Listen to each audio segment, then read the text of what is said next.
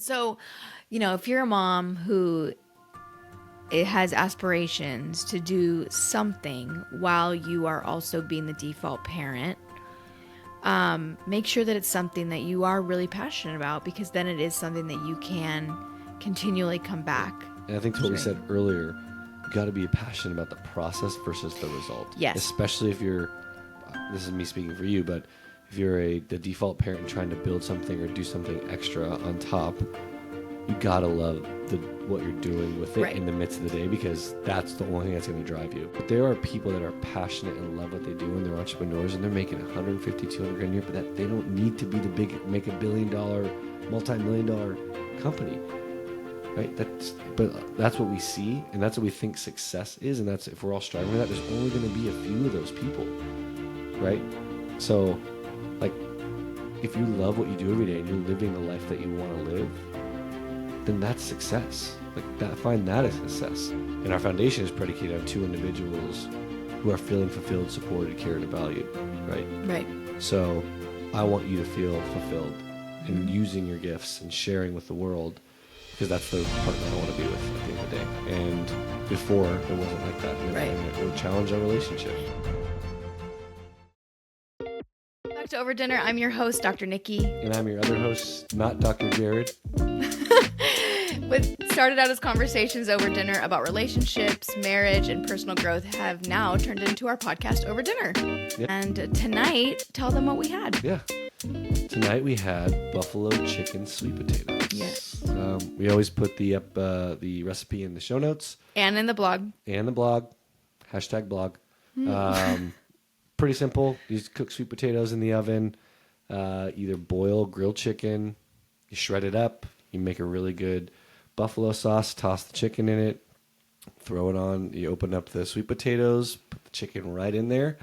And then typically we'll either make like a little yogurt sauce or put some ranch on top of it to cool down the heatness of the buffalo, but absolutely delicious. It's super good. Yeah, do you like really Frank's? Simple. Is Frank's the only hot sauce? Or buffalo sauce? The only one in the world? No, yeah, I don't know if there's other brands. I only know Frank's. There's hundreds of brands. Oh, yeah, we had the Primal. We've had a few. A few. I use sometimes I've made my own before. I like Frank's a lot. I think it goes well, and then you add just a little Worcestershire, some cornstarch and water. I definitely garlic. can't say the word Worcestershire. Yeah, Worcestershire, butter, and you get that down, and that becomes a really nice thick sauce. It's great. We've also had like celery with it before.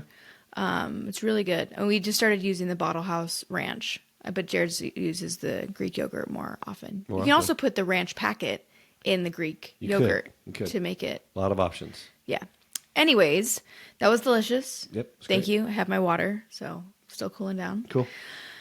Do you want to tell them a little bit what we're talking about tonight? Yeah, I think tonight it's been 2 months since we started the podcast, and we were just been reflecting and thinking about, what have we learned, how challenging it is, the challenges that face having kids while trying to build something and do something together. But then it even got us talking just about entrepreneurship and thinking about other relationships where one person's working, one person's trying to be an entrepreneur. And that was your experience and has been your experience for a very long time. And now it's kind of we've come together to do something more entrepreneurial. But just what that takes in a marriage, the conversations you need to have, how do you do it with kids, late nights, right? Delegation of responsibilities, the tough conversations that happen. So I think we just kind of wanted to, reflecting on 2 months, it kind of brought up a lot for us that we've been talking about. So some of the topics we want to talk about. Yeah. We've done a lot in 2 months. Yeah, we've grown a lot. I mean, if you guys have been listening from the beginning, it was a bad recording. No, it wasn't actually not bad recording, but it was just a recording. Yeah, it was just a recording. It was on GarageBand, and it was really simple, right? We started talking over dinner. Yeah, and then we just added mics. And we added mics to the dinner table, and then we realized that 60% plus of people are watching video. Yep. So we added the video, and then we added the video. We were in a room that was not allowing. We were back at our kitchen. We tried to do it at our kitchen table. No lighting. Weird things. Oh man, we had like a table lamp at one point, like on a chair. Yeah, it was all over the place. I have pictures. I'll post them one day, maybe along with this episode. But yeah, we stepped up. We learned. I mean, we're really diving into this. We did a lot of research. We were testing things, trying things. We got a podcast video, app that helps us record. We are doing all this ourselves, though. Yeah, we got blogging to the production, editing, and all the marketing. Like all of it is done in-house by us. Right now, that's what we got to do. Yeah, and we're learning. I think it's fun. I think that's what I love most about it is, you want to find success and be successful in this, but we're gonna always remember. We're learning so many cool things. Not just we're learning a lot about each other, but we're also learning how to start something, how to put a channel up, how to get better video, better lighting, better audio. I'm learning how to edit better and put music to it and get clips, and I think it's just fun. Yeah, I'm having a really good time doing it. It's interesting. I didn't used to think about this growth period as fun as a solopreneur. I never enjoyed this part because I was so eager to get to monetizing, getting to a point for the results, right? When can I get a client to sign up? Yeah. When can I make more money? But I hadn't done the personal development work I've done now, which has helped me be really rooted into my why and being really much more clear about the path forward. So that's been really helpful, but it has been every week there's been changes. Like I told Jarrod, I learned how to code HTML for table of contents this past week. Like I'm realizing that I can add more content, like content boxes by coding if I learn those things, which is cool. Or like I'm learning more about SEO. I'm learning about how to drive traffic to a website, things that how to be more in tune with what people are searching for, things that you don't think about when you buy something because you're just buying it. But now being on the other end, so much work that went into that moment that you saw the thing, liked the thing, and you bought it. Right. Yeah, it's been. I've learned a lot of new. I mean, it's cool because back in junior high and high school, I actually made and edited a lot of videos with music, and it was a big passion of mine. Like my friends and I would go snowboarding. Or we just make videos and I'd edit them and I loved it. And I'm actually having a lot of fun, like figuring out how to be a cool editor and make it something I would want to watch. I think that's what it comes down to. I think, you want to think about how other people would want to receive it, but what things do I click on? What things do I listen to? What are those people doing that I continue to go back to over and over again and learning those things and thinking what our platform, how we want it and what's the voice we want to share. So it's been... it's like learning. I love learning new skills, and that's the fun part. When we want to find it successful too, because we didn't just do this just for fun. We've had that conversation a lot. We'll probably talk about that. Is like, are we doing this for fun, or we actually want to do something with it? And I think it's both. We wouldn't be doing it if we weren't having fun.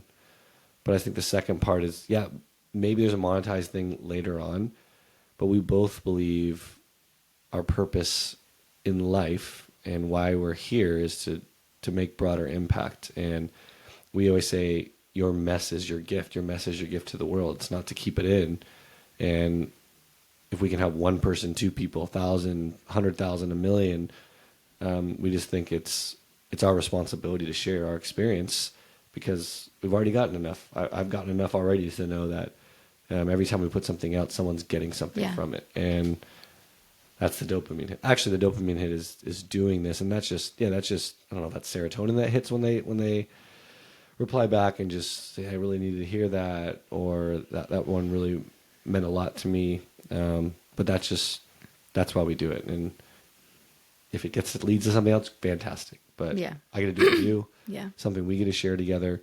And it's fun. Yeah, I think that piece about the fans, I'm going to say it like this on purpose, has been really interesting, right? Because I think having an Instagram platform, you see people who have very large influence of million followers, right? And so the image is like when I start this and I put out my thing, I'm going to have that. Yeah.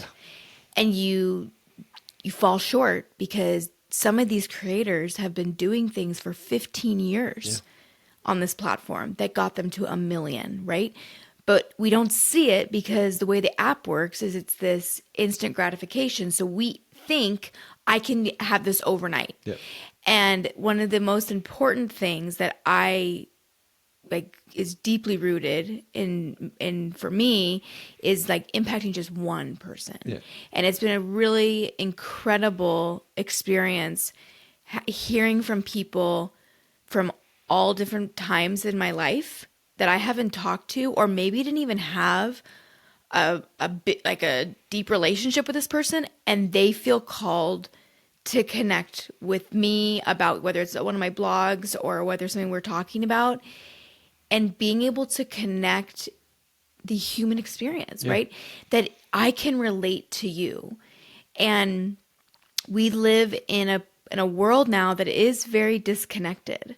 Even though we're more connected than ever, we're very disconnected. And feel so lonely. Because we're connected to an expectation, right? What we see on these social media platforms. Yeah, and there's some really amazing people being real and authentic and honest, and I think that's what we're trying to put out there is just the realness, because that other stuff's so out there and so cloudy, and it gets in our heads, and the algorithm feeds you those things a lot of the time. It feeds you what's trending, what's trending, right? And they know what they're doing. Like that feeds people. People want that dream and that hope. But those aren't your hopes and dreams. You're getting those ideas from what you're seeing out there, and really not connected to what are your actual hopes and dreams, right? I think it's a good place to start, right? Especially with being an entrepreneur yourself, right? I think I'd love to know, and we've talked about this a lot, but you're just meant to be an entrepreneur. That's very clear. I said that for a long time, even as you were navigating corporate jobs. But what gave you that sense? Like, how did you know? Because that's a big decision and a scary decision to like say, yeah, like I'm an entrepreneur. Like I can't work for others. So what was that? What was that experience? How did you know like that's what you were meant to be or meant to do? Yeah, I didn't know immediately, right? I just followed what I thought I was supposed to do. Graduate, go get a job. I didn't really even think that I could go do something for myself. I think also with internalized messaging from childhood, being ADHD and struggling with things, that I would never be able to run my own business. But my mom has run a successful, very like thriving psychology business for like 40 years, and who also has ADHD, but is kicked ass at running a business and as a psychologist. So I knew that was possible.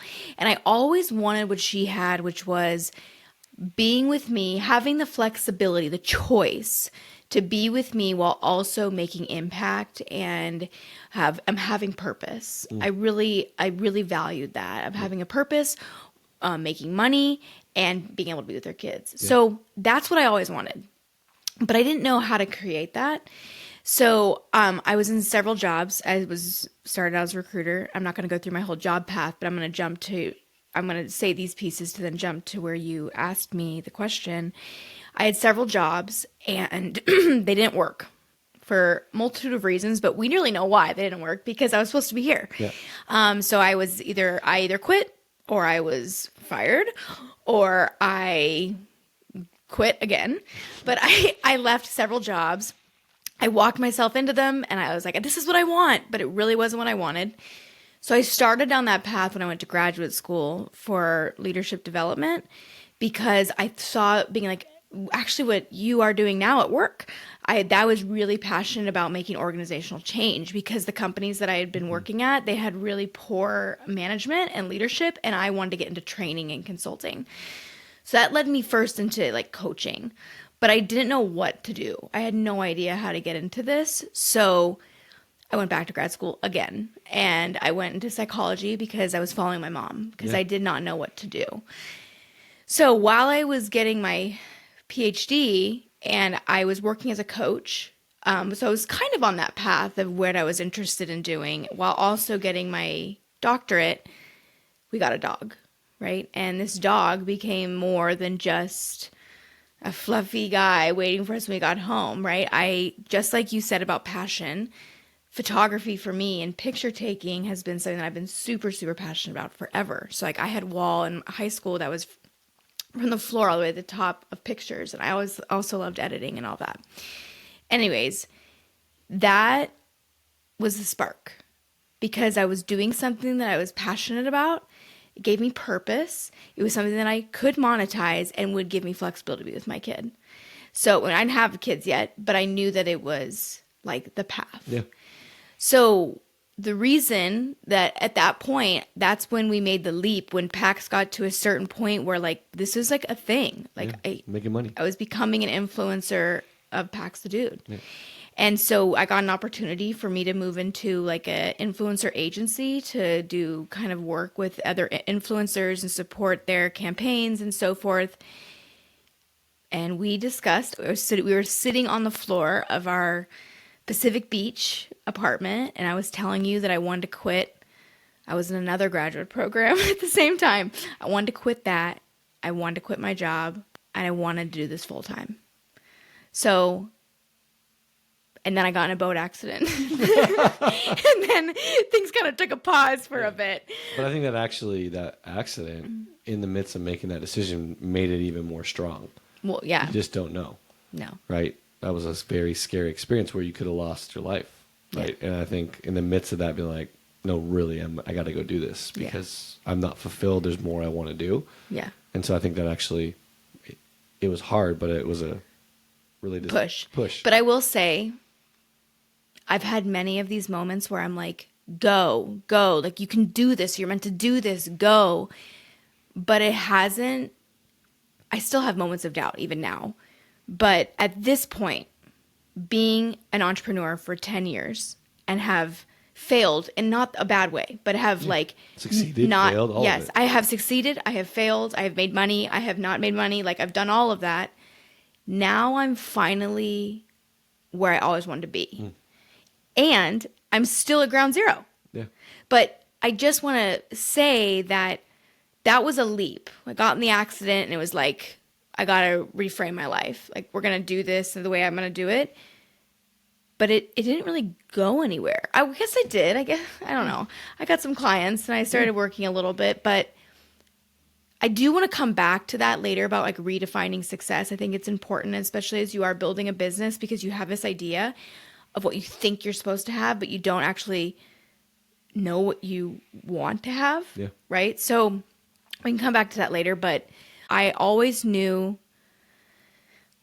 I didn't like authority.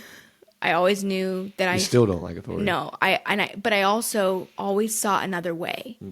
And I wanted, it was faster. I felt like I could be more innovative, and I wanted to work alone with others, but I wanted to kind of write my own path. Yeah. Does that answer your question? I think it does. Okay, cool. Yeah. Cool. So you got into entrepreneurship. You were doing it. How, when kids started coming along, what happened? How did that impact you being an entrepreneur? Because it's not like you get to go on a leave, right? And maybe still get paid and then come back and still have a job. Yeah. You still have a business and still things going on. And our first child, Jake, was born during the pandemic. Yeah. So what was that like? Well, I remember, so I had Leader of the Packs is my LLC, and I was coaching at the time. I was blogging. I was doing social media consulting for a company, and there's probably one more. And I had a podcast. So I was doing all of those things. And I remember feeling really under the gun because I didn't know how I was going to stay consistent at this work. And because I didn't have a clear picture of what I wanted to do with it afterwards. So when I went on, I didn't go on leave, but I ended my contract with the company that I was consulting for. I like put season 1 of the podcast up. I like put things away, and I didn't really have a return, which by 4 months postpartum really showed up for me. Yeah. And that's when I created Becoming Mama and Beyond, because I was craving purpose beyond motherhood at that point. So, but that's also something interesting is like everything I've done has built on each other, but I also hadn't like stuck with something for a considered amount of time. Everything had a pivot within the same thing. Like you've always had done your entrepreneurial career, from my perspective, is like what season you're in, that becomes, you got your dog and that was a time. Yeah. So that became your entrepreneurial. Then you had a kid and motherhood and postpartum and all that was really challenging. So you wanted to create a community which was serving a need for yourself, but also serving a need, for others. So it's always kind of follow that path, right? Yeah. It's always been what season you're in or what's in your life right now that you're learning from, because you always learn, and you're a great researcher and learner when you're going through an experience that you're like, man, I don't know if other people know this stuff, and I think I can help. It's also helping me that I'm choosing to do this because I'm learning, but I can also help others and serve others while doing that. Like when you started learning how to build a business, you're like, well, I think I can help other women build a business. So you coached women on building businesses, right? So it's always been something that you've learned that you think adds value. Mm-hmm. And I think that's why we're here. Like we're trying to, what we've learned, add value at all our experiences, everything that, what we're going through currently, what we learned from the past and what we'll continue to go through. So that's why I like this, because this can always be in the midst of what we're going through, which is something you've always done and done really well, is find something that, man, this wasn't hard for me. It's got to be hard for a lot of other people. I think it's also though, like, I'm not uncomfortable. It's funny because like I am. If the last episode we talked about self-consciousness, this is going to be kind of contradictory, but I'm not uncomfortable to be uncomfortable. So I'm not uncomfortable to say something about my raw. Yeah, you're. But at the same time, I also am a perfectionist. It's interesting. But vulnerability, when it's in the context of serving others, you're an open book. Yeah. Right. If because that's what it's about. Like sharing vulnerability, true vulnerability is not so people feel bad for you or sob story for what you're telling them. It's that, hey, this is a place where you can be vulnerable too, and this is something you can also talk about. It's a safe space to talk about. So I think for you, the intent behind your vulnerability is that so others can feel they can be vulnerable just as much. Yeah. So I think that's why it's not uncomfortable for you, because it's clear to you what you said earlier. If the intention's not clear, my why's not clear, being an entrepreneur, doing a lot of things is really hard. Yeah. Doing anything without a clear why is super challenging. Well, we used to talk about this, right? Because we'd have these dinners like well before the podcast started for years, about my frustration of, I know I'm meant to do something, but I don't know how to do it. Like I can do the technical pieces, but I don't know how to put this together. I don't know what my bigger purpose is, my bigger goal is. And I think it's two pieces, and that's for a lot of people, is that they think they need to have the end in mind, right, before they get started, which in some cases you will know. Yeah. You're like, this is what I want to be. But especially for entrepreneurial, like all the great entrepreneurial stories. They zigzag. It's never what they started. Like Netflix, great example, right? Had to pivot. Never thought that's what exactly it would be. There's so many. Uber was not supposed to be what it was, right? But I think if you really believe in entrepreneur, it's the thing of building something and making impact, right? Mm-hmm. And I think for every entrepreneur, that's got to be your why. Is like being able to build my own thing, but also make impact in the world. And that could be. But if you think of the companies, there's some impact they're making. They're convenience in people's lives, saving people's lives, adding value to people's lives. But I'm gonna say like, so you've always been so good at this, like. When you were working in staffing, you didn't love, we still are in staffing, but you didn't love staffing, but you always had the same vision, mission about it. You're like, wherever I can make impact, it's not about the vehicle, or this is just a vehicle to get me there, right? Yeah. Well, it's also a vehicle to like, I knew my impact was people. Right. And so I led people. They happened to be doing staffing, but I still got to impact individuals. And I use that just not as a personal development or professional development of those people. I also wanted to make them great people, and right, it was both things for me. But it's like I think that's a really beautiful perspective, because I was also in staffing. I also want to make impact, but I did not see it like that. Yeah. I was pulling my hair out and wanted to quit every single day. Yeah, but I think I had those moments. You saw me in those moments. Okay, I think this is a great question, because I was curious about like consistency. But I wanted to ask you, I'm going to first ask you about consistency, and then I have another question. But cool. 2 questions. So something you're really good at is staying consistent and disciplined. Like you're very skilled at, like, when you say you're going to do something, you're going to follow through with it, even though, and things that you're really passionate about or you're dedicated to. Yeah, sometimes if I say I'm going to put the curtains up and I don't put the curtains up, I don't do that. Yeah, I would love not really passionate. To be not really passionate about that.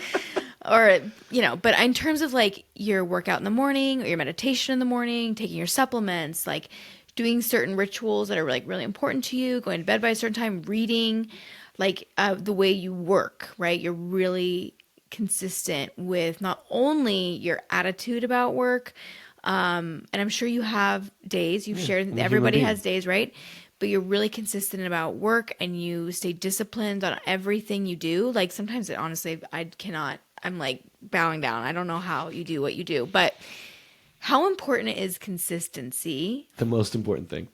So talk to us about from your 2 months within entrepreneurship and adding this venture into your life, what consistency means to you now at this point. Yeah, I think it's the same thing because I've proven to myself by being consistent, I can get results, right? I want results in my health, in my fitness, in being a dad, in my job. I know the one thing that I can control and rely on is the choices I make and choose to make each and every day. So I like putting things in my own hands. Yes, there's things that have to happen, but the one thing that gives me the best shot of being successful in all those different areas you mentioned is that the discipline and consistency to get up and do it again the next day. It just is what it is. And yeah, I got to find some pleasure. And so I'm not going to do things and sometimes I have to do things that I don't necessarily love. But again, it's back to leading in a staffing company. I was able to find my own way to purpose and meaning.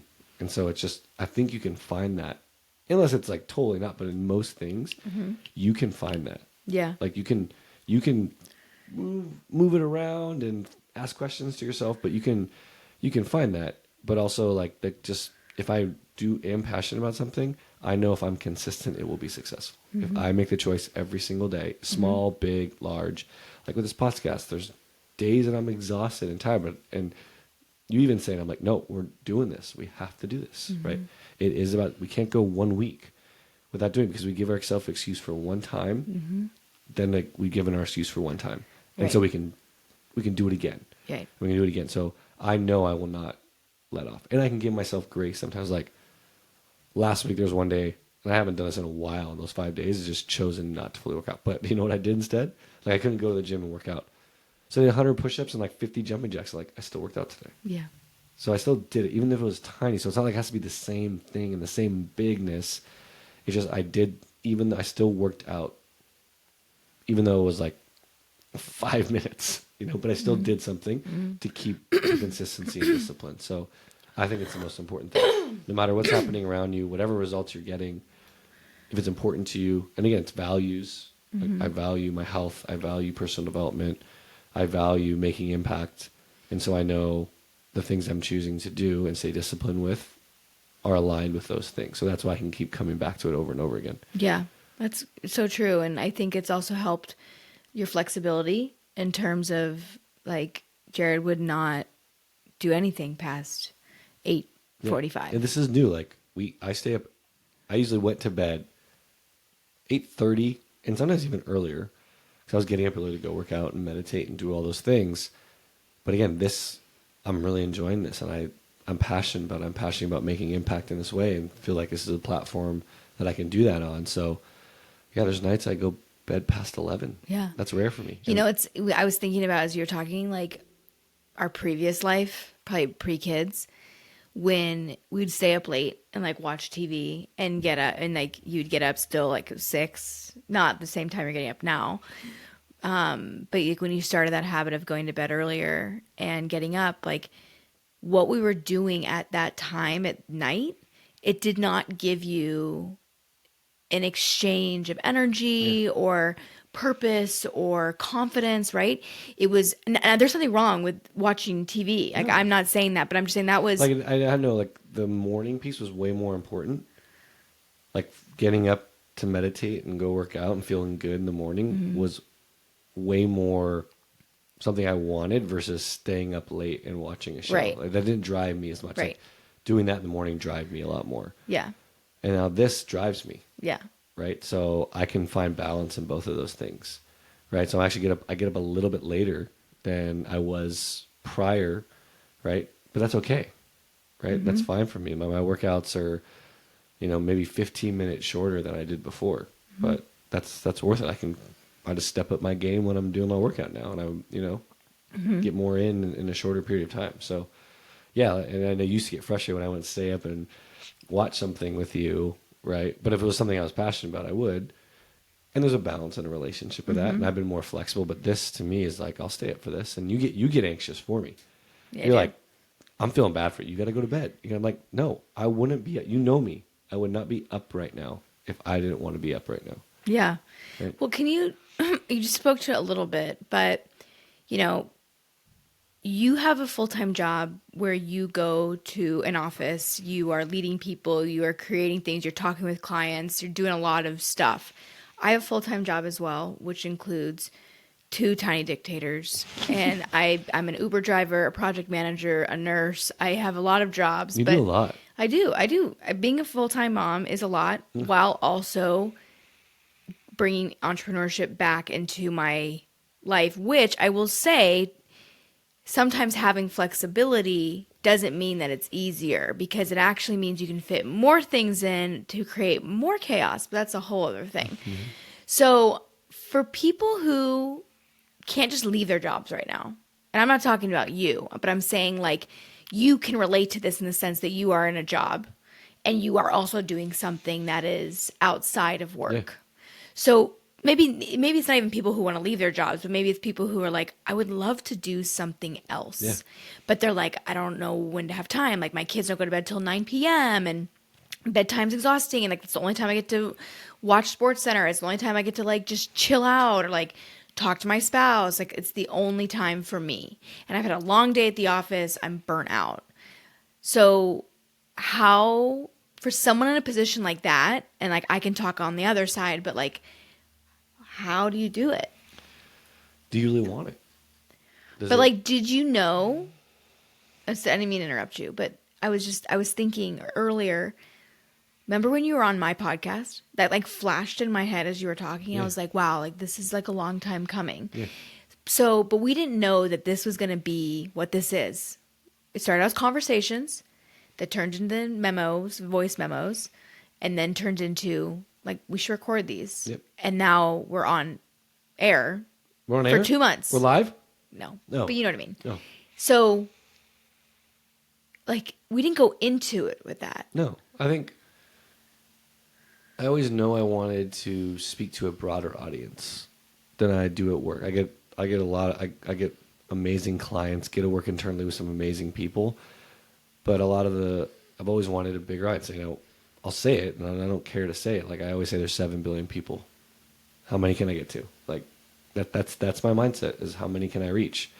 And I didn't know when or how I'll be able to do that. And I never thought I could do it alone, for sure. Yeah. I just don't think I'm that way. It'd be very hard. It's very hard because I do like a lot of the regimen of being in a corporate job. I like that. But I like this too, and having a partner to do it with. But yeah, like when I was on your podcast, or when I was doing like at my job, I was doing my own personal development workshops, like that really fueled me. And I always remember that. I always felt a really deep, high energy, a high about it. And so finding more ways, I always say when I feel those moments, I try to remember those moments. What was I doing? And how can I repeat that? And I never just had a way to figure out how I could repeat that. And I felt that sense when we started having conversations over dinner. Mm. I was like, I love this. Feels good. I could do this.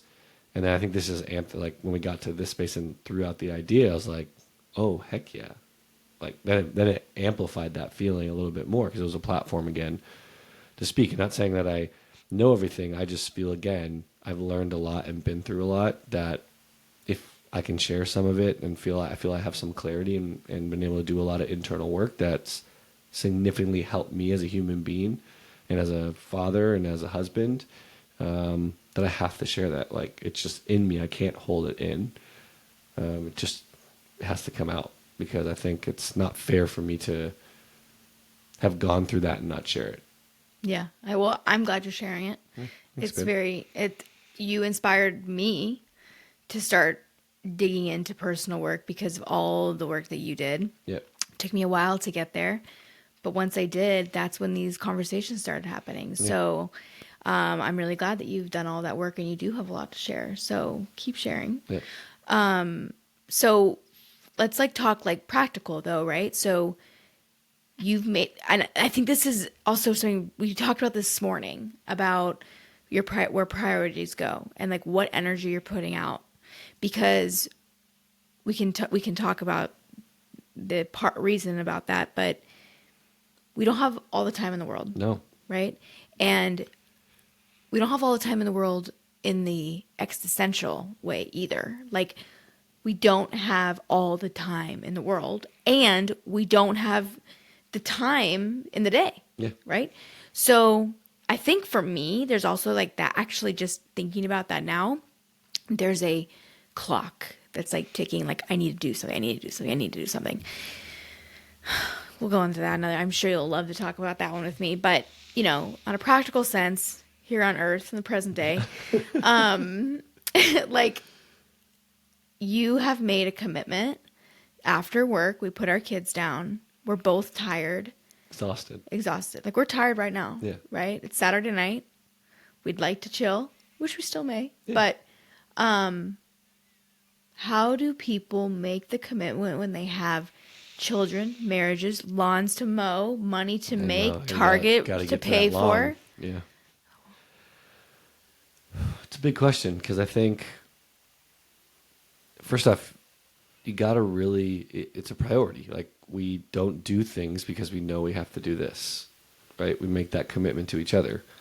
I think that's easier because we have each other and we're doing this together, and we're both making that decision. Yeah. I think it'd be a lot more challenging if it was one person. Yes. And that was us for a while. It was. Right? It was you. It was you, the one that, you know, I would just chill out. Like, there's a lot of times we weren't spending nights together because you had to go do your work. Because once I got home and after we had dinner, that was your time. Yeah. To start going. And I hated that.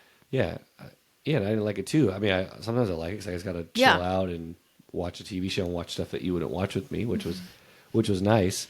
But I think you're still going to be doing something at that time, right? I think it's really easy to turn on a TV show, and we still do that, like turn on a TV show. Well, can you clarify? Because you're saying two things that I think are really important that we dig into. The first is solo. Yeah. Like the difference and like partnership there. I'll let you talk about the solo. But the second part is, and the partnership piece. Yeah. But then the second part is what you're saying in relationship to like someone making a choice. Does that make sense? Yeah. Yeah. So I'd say on the partnership thing, like, that was big for us because I was bought into you being an entrepreneur. I was bought into it. Right? Why? Because that's actually one of my questions. What was this like for you? Yeah, I was bought in because I saw you when you were at your companies and the lack of fulfillment and coming home drained and not having energy and just not having the best experience, right? Because there's things you want to do even within that company, or do your job differently, but you couldn't. And you couldn't do the things you saw or wanted to do. And I saw that. And I know entrepreneurial life is really hard, but for me, I was bought into you because yes, more money, you're working at a job, it's bringing more money, we have more income to go do things, but then you weren't happy. That wasn't fun. I didn't enjoy that. I enjoy you coming home and being sad, angry, pissed off, frustrated, sharing that with me, and that's what we talked about all the time. Like, I want to talk to you because you had a fulfilled day, you did things that were really enjoyable and fun, you got to be creative. So I was like, dude, the money is not worth you having a wife who isn't feeling fulfilled. And that was really important to me. So we made that commitment. It was a commitment together. It's not like I made the choice with you, but I encouraged you along the way. I was like, you need to do this because I want a wife that's fulfilled and exercising what she loves to do, which is be creative, create things, make impact, tell stories, whatever that looked like for you. And I wanted you to do that because I wanted to spend my time and be in a relationship with someone. I told you that when I married you, I knew you were meant to do something important. I wouldn't have married you if you weren't. And when I saw you go into these other jobs and not having that sense within you and not being able to express that, that wasn't fun for me during that time. That was hard. Remind me, in 2018, that's when I left, what, were you already starting to lead your workshops? No. I think it was the night team right before the pandemics. I started leading them. But you had already been meditating. Had you already started your own personal development? Oh yeah, I started that. Like right after we got married, right? 2016? Yeah, 2015. No, it was before, because I remember going to I remember where I was meditating when I was in my course. It was at that place in Del Mar. Oh. In Del Mar is when I was doing that. So I started probably at 2015, early 2016. Okay. So you had already done your own work before you had started sharing that with others. Yeah. But I find it really fascinating because if you were in the same place that you were prior to that, would you have been able to be as supportive? No.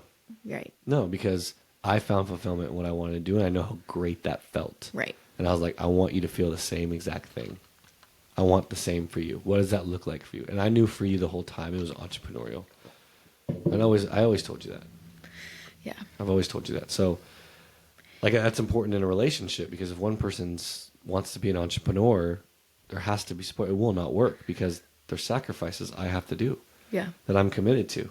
There's certain things that I have to do, especially at night and coming home when we have kids, that I have to be responsible for. Well, I was thinking about it in terms of yoga. So I got into yoga when I was 25. I was having panic attacks, and I found yoga, which first was just a practice, and then it rolled into moving up from teacher training coach to the lead to the whatever, doesn't matter. But the point is that I was really into it. Like, I loved it. And I was leading lectures and I was doing all this stuff, but you were in a very different place in life. And I could not share a lot of these experiences. I was talking about chakras. I was talking about all this stuff that you now love my chakras. Oh God, it's so frustrating. It's like when you're the one you're telling this person something for so long and they find it somewhere else. They got to find it themselves. I know. But anyways, I don't blame you for this. But I know that I didn't do more there because I didn't have support because I was insecure, right? And I'm not saying this is a partner's responsibility. But it makes it really freaking hard. Really hard. Like even meditating, right? Meditating as a couple, it makes it easier to find consistency with that. Because we'll also be like, hey, I didn't get mine this morning. Can I go upstairs? And you get it. Yeah. Or you're the same, right? I don't meditate as much as you, but no, but like if I didn't get it, you know you're willing to do that for me. I see it with your parents. Your mom's like, Sid, go meditate. Yeah. Like go. Like it's something that I think it's because you know it's valuable for me and you care about me that you want me to do that. And that's the same thing I feel about you. I love you and value you and want you to do things that make you feel fulfilled. So I'm going to encourage you and step up and do certain things and take the kids and cook dinner and do certain things so you can have that fulfillment. Because at the end of the day, it comes back to our relationship is the foundation of all this. And our foundation is predicated on two individuals who are feeling fulfilled, supported, cared, and valued, right? Right.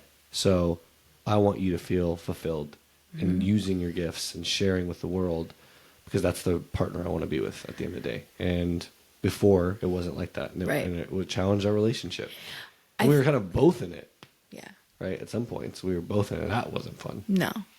I think, taking it seriously before you've made $1 is like a really important part of this, because like what we're doing every night on the weekends, talking throughout the day, right, is taking it seriously and taking yourself seriously and believing that you're worth saying something and taking up space and using your voice and making impact. I actually thought about the day, I'm like, is it like ego driven like that? And I don't feel it's not, but it's like we're recording our conversations and putting them out to the world and sharing things on our socials and stuff like that. It's like, do we feel we have something to say? I think we really do. But I actually had that initial thought. I was like, is that very ego driven? Like, who the hell cares what you have to say? For sure. But I totally get that. I come back to, I don't care. Well, for me, it is, since I was a wee child, I have always wanted to be a teacher. Yeah. And I didn't want to be an elementary school ed teacher. Didn't want to be a professor. I want to be a professor one day. I liked being a coach in the sense I liked the teaching. Yeah. And so that, to me, this is an avenue. This is my vehicle to teach. So I'm doing that through writing, and I'm doing that through this podcast is teaching. What I've also learned being within the Instagram world, and a lot of educators are using it to spread awareness on different things in so many different fields, right? Everything. And how many different opinions are there? Yeah. So we're just one more opinion. And some people are going to totally gel with it, and other people are going to be like, who the fuck are these people? Yeah. These two folks sitting in a random room. Yeah, I know. Weird bookshelf. I know. So we talked about me. Let's go back to you and being in a relationship with somebody who has a full-time job, making a decision and wanting to be an entrepreneur. Challenge that we've had sometimes is you feel bad at times. I'm not talking like now that we're doing this podcast, but before that, like a lot of the decisions and things that we have to do have to be based on where the income's coming from, right? Because that allows you to be the entrepreneur. So what has that experience been like? What challenges have you faced in that? How have we worked through those challenges? And how have you worked through that yourself? And knowing I'm still valuable. I'm not making $8, but I am adding value and doing a lot for our family, but also I'm working and I'm doing something I'm passionate about because I want to be successful in this. Yeah. It's a work in progress. Yeah. I'm way better than I was. I also think it's because we're doing this as a partnership, and you see, because of your own like work, but also your own interest in this, I'm able to talk to you about like stuff I was never able to talk about, like Pinterest marketing or hashtags, or like what should a reel say to like drive people in. Like I wasn't able to talk about things for a while. So what about before, when it wasn't us two? Like what's the challenges you face as a entrepreneur in a relationship with kids and having a husband that's working full time? Like what's that experience like, and how do you navigate super that? frustrating. Yeah, how do you navigate that? It's really frustrating. I saw this beautiful Instagram carousel. It was speaking to ADHD women, but it was talking about how on the weekend you have like all these brilliant ideas. You can see it all in your head. You're like ready to go implement, and then Monday rolls around and it just like all leaves your brain and you don't know what to do. What it has felt like over the past 4-5 years. Well, Jake's 4. He's going on 5, but I was pregnant. Start, stop, start, stop, start, stop, start, stop. And that is, and being ADHD, as well as like staying consistent and believing in myself when I was not, maybe in the times where maybe I was pivoting and I wasn't making money, or when you're a business owner and the only way you bring in income is if you work. Like if you're doing business development all the time, it's the only time that you are making money. And so I have felt very frustrated in the sense that I can't do ultimately what I want to be doing, because it's frustrating at times that I see it now very clearly. I'm going to come back to your question, but I see it clearly now and I'm not able to go because we don't have full-time childcare. So I think multiple things that are really frustrating for me particularly, and have been, has been the start, stop, start, stop, start, stop. And that can be as small as, I'm doing air quotes, small as getting a call from therapy center saying like, Jake's sick, he needs to be picked up. And I'm like, I had planned a day for myself to get things done. Or looking around the house and seeing like clothes that still need to be folded. And my list is not just, I'm going to go into my office and I'm going to go crush some shit, and then I'll leave and then I'll go pick up my kid. It's like I'm inundated with messages from teachers. I'm getting like all Sydney's stuff now of like her in her little classroom, and my mind is in multiple places. You're the default parent. I'm the default parent. So I have to leave to pick up at a certain time. Sorry, what were you going to say? No, I'm saying you're the default parent. So all those little things that pop up might be for our family or things for the house or people coming over because we got to get something done. Air conditioner is broken, right? All that stuff that goes to you. And it feels very frustrating. But I want to also call out that I'm speaking from a very privileged place of having the flexibility and the ability to, I'm not going to call it play at, but to chip away at my dreams that we've been very fortunate for the not only you finding an amazing company, but being valued and to have worked as hard as you've worked to get to where you are. We are in a position where I can answer the door for the air conditioning guy. I can talk to the contractor in the backyard for those things. I can go research for how to do more marketing things. And that can get really confusing and complex for me because it's like I'm frustrated yet I'm grateful. And so I like get very because much you in can't the do this because yes. the only way you can do this is because I have this. Yes. But then because I have this, sometimes it's because I'm also trying to do this while being the default parent.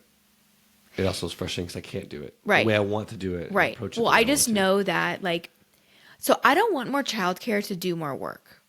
The reason why I want more childcare is so I can be more present with my children because I feel so divided all day long that I'm never present with them is what it feels like. I'm like, I have 90 million things to do, but if I had an extra day, 2 days, like that were like 5 hours, 6-hour chunks that I could just like get these things done that when it was over, I don't know, but I feel that I would be able to be like, I did enough today. I feel productive today. I accomplished things for myself today. I can now go do that. But I think one challenge that I see with you and be able to do that is every time you have more time, you add more things. Like more things I buy.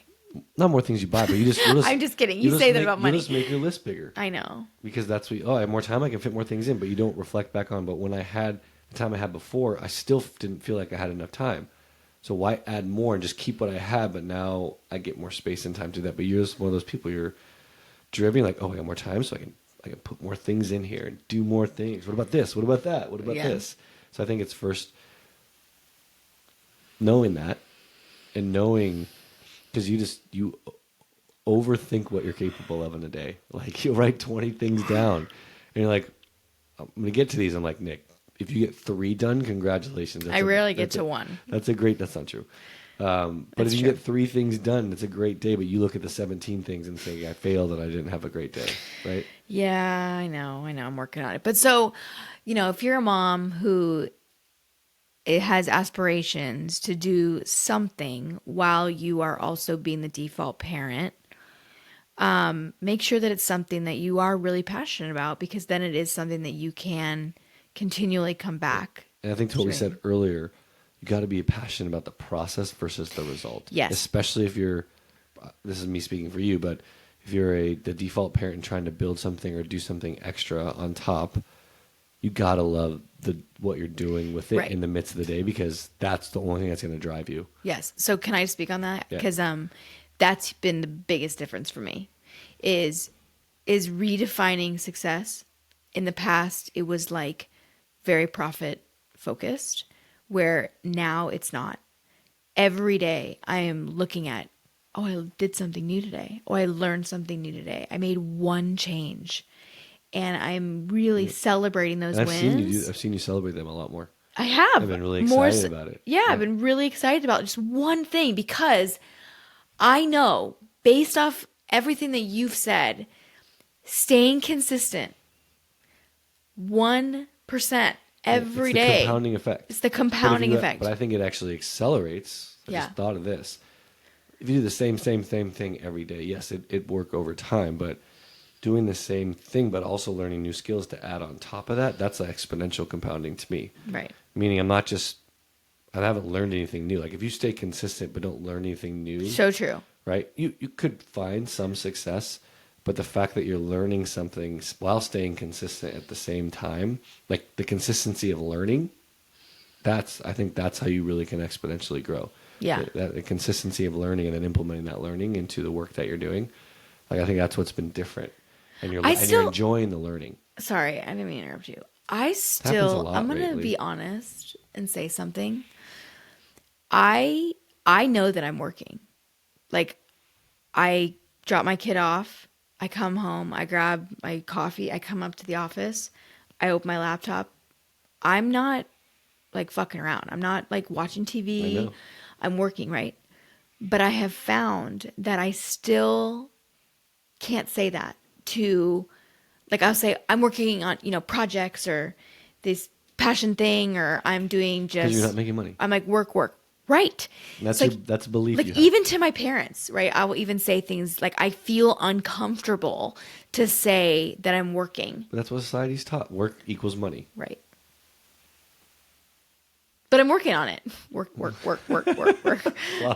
Working. Yeah. So like redefining success, celebrating all those wins has been big, but also like taking myself seriously. Like the only way to get to the place I want to go is to do this grind now. Yeah.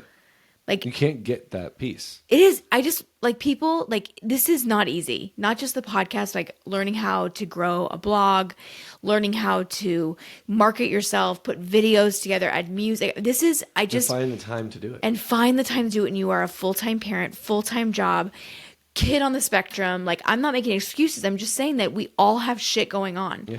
And it's really fucking hard. And so I think also too, what's thrown you off, we love talking about social media, is seeing these women that are moms, yeah. that are successful, have their kids running around, but they're doing all these things. You're like, when the hell do they do all that? Yeah. Like, where is the time? How do they figure out? And then you feel guilty and like, well, I guess I can't do it. Like, why can't I do that? Why can't I be like them? Yeah.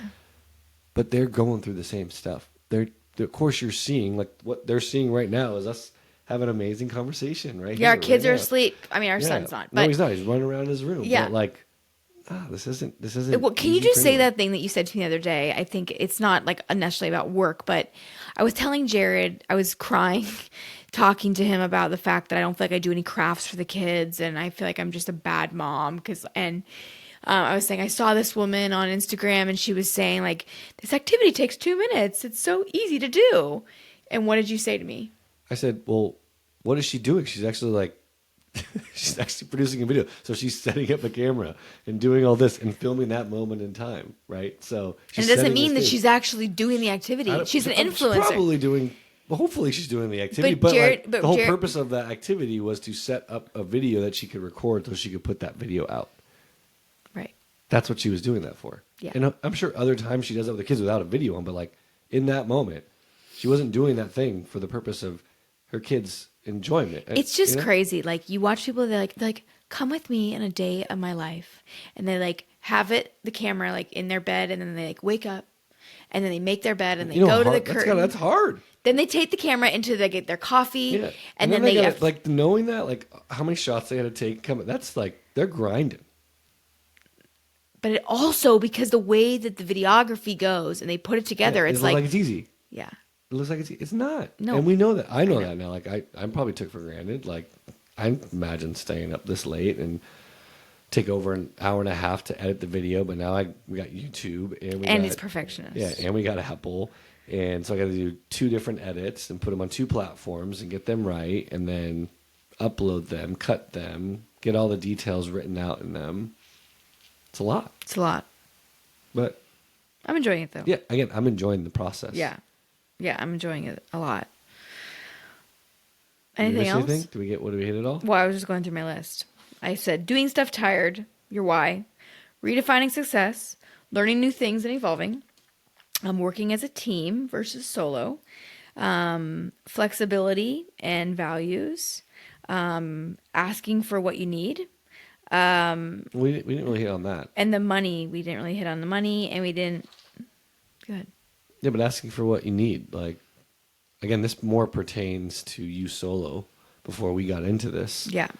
Right? Again, and we talked about this earlier, is like, if your partner's not wanting this for you or believes in you or thinks you can do it, it's going to be really hard to ask, hey, I need to go do something. Can you take this on? Yeah. Right? Or we So can't how go can to you- that thing because I need to do this work. So how right? can you? What would you tell a partner that they need to do to help support? I wouldn't tell the partner. It'd really be you who really communicated that with me. And again, us being in a good relationship, what we'll always come back to, what? EQ. Communication. Oh, Communicating, right? well, I guess that is EQ. But Yeah, communication. But I also was really aware of what fulfilled you. And I saw that. And I believed in you. I wouldn't be with you if I didn't believe in you. So there were moments when it was really hard. Like if I wasn't in a good place, back to that again. It starts with you. If I'm not in a good place and you're requesting something of me and I'm like, and then that thought of you're not even making money, like all this stuff, that probably happened a few times. But until I found fulfillment for myself, again, back to the previous episode that will be out, right? I know what that emotion felt like. And I was like, that feels great. I want Nikki to feel that same thing. And then knowing what would make you feel that way was entrepreneurship, building something and doing that. But I couldn't give you that until I knew what that felt like for myself. That's EQ. That's like, you're not going to be able to give something to somebody. I always say you can't give to others what you have not given to yourself. So if I didn't know what fulfillment in my work and being passionate and wanting to be impactful felt like, it would have been really, it's almost impossible for me to go do that. Go do your passion project. Go love it. Because I wasn't. So I'm not going to get it from your end because I don't know what that's like and feels like. But until I did. So that's the hard part is you should want both people to feel that they're doing something like that. And mine for me was at a corporate job. You for you was entrepreneurial. It doesn't mean one's better than the other. It just was, that's our avenues to do these things. Yeah. Yeah. Yeah, you just touched on that. I think we covered everything. Yeah. Any lasting words or any big takeaways for you? I think just like the thing that came to my mind is like, there's never going to be a perfect time. You're never going to have space. It's something that you have to choose to do. It is not going to be easy. You have to ask for what you need. All these things are uncomfortable, right? Stepping out of your comfort is not comfortable. However, if you are clear, and I'm not saying clear in regards to like the job or the path, right? But if you're clear on your purpose and you've done your own like rewiring within, it's not as uncomfortable to do it, right? So like that's super, super important. But just to say like, it's not going to be easy. Like Jarrod and I both have know that this is not an overnight thing, that it could it's be not even an over dinner thing. No, good one. I feel like it could be a year, could be longer than that. It could be 5 years. Yeah, we don't know, right? We don't know. But to just continue doing what you're passionate about without comparing to That's big. people who are ahead of you. Gosh, there's a great quote. It's don't compare your chapter 1 to somebody else's chapter 20. Yeah. Right? Like, you have no idea. That's what we're doing. We have no idea how we got there. No. It's fun sometimes, and I've done that to you when you got in that loop before. I'm like, go as far back as you can on Instagram and see what it looked like and how many people were liking their stuff. Yeah. Like, I love Jay Shetty, and he said that when he first started talking, like 3 people were in the audience, right? It's hard to imagine, right? Oh, it's crazy to imagine that guy. But it's to what you said, and said that my takeaways are the consistency and discipline and loving the process versus the end result, especially in entrepreneurship and trying to build something. You gotta love that piece, because the only way you get to those things, the farther out, you should have big dreams, but if you're not in love with doing it every single time and staying up late, and it's gonna be late, right? If you have kids, you're gonna be up wee hours a night, and you're gonna have to do things on weekends when maybe you wouldn't rather, like I wouldn't rather, I'd rather do this than going out or doing something. Sometimes I want to go do those things, but to me, like, I would make that decision. If that's what I wanted to do, I would be doing that. But you have to love the process and the grind and the learning, because if you do and you're consistent and disciplined on that, there's a shot, right? And I just don't. And I think here's the other thing that we talked about a lot. No one else is going to be Taylor Swift, right? But there are people that are passionate and love what they do, and they're entrepreneurs, and they're making 150, 200 grand a year, but that they don't need to be make $1 billion, multi-million-dollar company, right? But that's what we see, and that's what we think success is, and that's, if we're all striving for that, there's only going to be a few of those people, right? So, like, if you love what you do every day and you're living the life that you want to live, then that's success. Like, find that a success. Like, if you can do what you want and make 200 grand a year, and that's enough, and you don't have to worry, like, money's not too much of an issue for you, and you're enjoying life and you have that flexibility, like, it's enough. Yeah. right? That's the end goal. So like, I mean, it goes even smaller than that in terms of even if you're not making money. Yeah. I mean, as long as you're able to live. Yeah, as long as you're able to live. I'm saying, like, if you're doing something, like, we talk about this all the time with my writing. Like, I don't share as much as I'd like to share it. I don't really know how I want to do that yet. But I want to do what I'm doing every day that is completely behind the scenes. But it's still super fulfilling. Well, that's the thing I always ask you is, like, why should I write? Before you started, I got you to start writing. I didn't get you to start writing. You chose to start writing, but I was always writing. But Jarrod, I told you to. Yeah, go ahead. I've always written. Yeah. Forever, since I was very young, writing a lot of things. But Jarrod he was the catalyst to, well, no.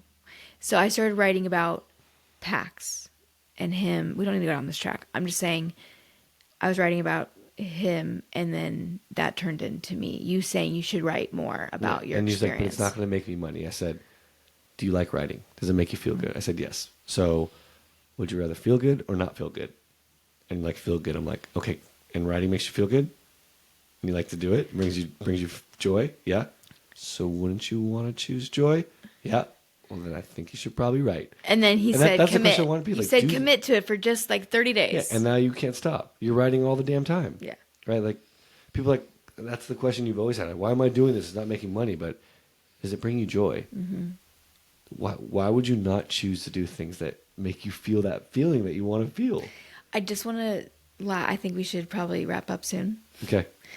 But the last thing on that point is, you mentioned something really important earlier, is that you started to take note of things that you were really inspired by or felt energized by or liked a lot. I try to pay attention to that a lot. So that's another thing. If you don't know what the thing is you want to do, or maybe it's even within your job that you're like, I don't want this. This is a vehicle. What in this is something that I'm really passionate about? Because we all have those moments in our day, but too often we only reflect on, this was a bad day. These things were hard. Like, there's some sparks in there. Yeah. What were those things? And those sparks are really important for the bigger purpose. Yes. And then if you can capture those and go, what was I doing? Mm-hmm. Who was I with? Mm-hmm. Right? Okay, how do I do more? How do I add? Not go to 100% of that, but in the beginning, it's like, man, I only do that like 10% of my day. How can I get to 15, 20% doing that? And how can I find ways to increase the amount of time I spend doing that? Yeah. That's probably how a lot of entrepreneurs start. Find something they're passionate about. Yep. Find that fills them up. They're like, man, I'm going to, I know, a few people I've heard who started podcasts, they were at companies while starting it, but they found a lot of fulfillment and they just kept going. Slowly, I'm going to add more time. It feels good. Mm-hmm. I want to keep doing things that make me feel good. Yeah. So choose the things that make you feel good. And those things that make you feel good are telling you what you're passionate about, telling you, because if you do something with pure joy, it's going to make impact. Yes. It'll be authentic. It'll be real. You'll take the time to research and become an expert at it. So find those sparks. Like if I can just encourage one thing, reflect. We all have moments in our life. Write those down. Don't write yes, good to think about the challenges you're facing, but we spend zero time reflecting on, I ask myself every night, what were 3 great things that I did today? That's very important for me to align to those things. Cool. And remember those things. Okay, like, how do I get more of those things? What do I need to do? What do I need to say no to? What do I need to ask for in order to replicate that more and more times? Cool. Sweet, man. Well, I want to go chill now. Yeah. We worked. What time it is. We worked. No, we can go chill a little bit. We'll chill a little bit. We got to watch that rest of that Pop-Tart movie. Or the Tom Brady roast. You didn't like it that much. The roast? No, that was funny. Oh, so then why do you just depends who's going up there. Oh, yeah. Yeah. All right. Well, we can just go watch something for a little bit. It was like Pop-Tart movie. Yeah. Cool. Well, thank you guys for listening in again. Please subscribe. As we said, our really big goal is to make impact, and the only way we can really do that is spreading the word. So please subscribe, send to somebody. Please leave us a comment, share your thoughts. It means the world to us. Yeah, if you are an entrepreneur or you're looking about this stuff, we'd love to hear. What? What do we miss? Yeah, what do we miss? What do you want to talk about? Yeah. What do you want to eat? What do you want to eat? I'll make it.